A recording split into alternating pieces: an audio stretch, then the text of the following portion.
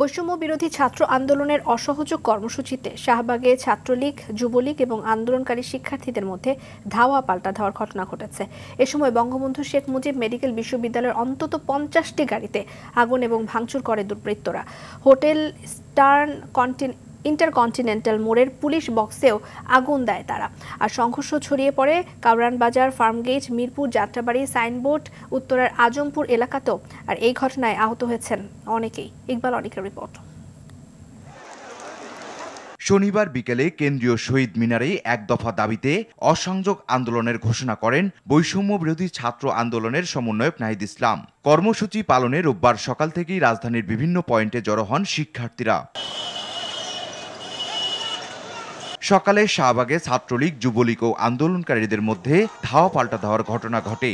এই সুযোগে দুর্বৃত্তরা বঙ্গবন্ধু শেখ মুজিব মেডিকেল বিশ্ববিদ্যালয়ের 50টি গাড়ি ভাঙচুর ও আগুন ধরিয়ে দেয়। আগুন দেয়া হয় হোটেল ইন্টারকন্টিনেন্টাল মোড়ের পুলিশ বক্সেও। হোটেল ইন্টারকন্টিনেন্টাল মোড় থেকে আন্দোলনকারীরা মিন্টু রোডের পুলিশ ভবনের দিকে যেতে চাইলে পুলিশ তাদের বাধা দেয়। দুপুরের দিকে শুরু হয় কারণ বাজারেও। পুলিশ ও আওয়ামী লীগ নেতাকর্মীদের সঙ্গে ত্রিপক্ষীয় সংঘর্ষে জড়ায় আন্দোলনকারীরা।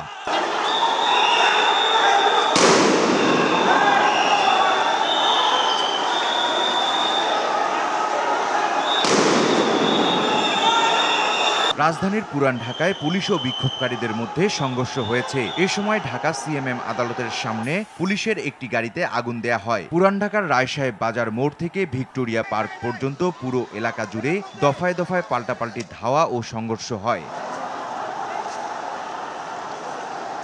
বাংলা মোটরে আওয়ামী লীগ নেতাদের সঙ্গে বিক্ষোভকারীদের সংঘর্ষ হয়েছে।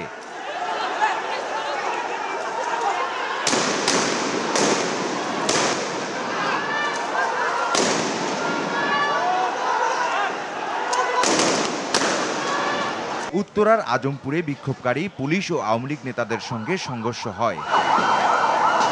ইকবাল অনিক, RTV, ঢাকা।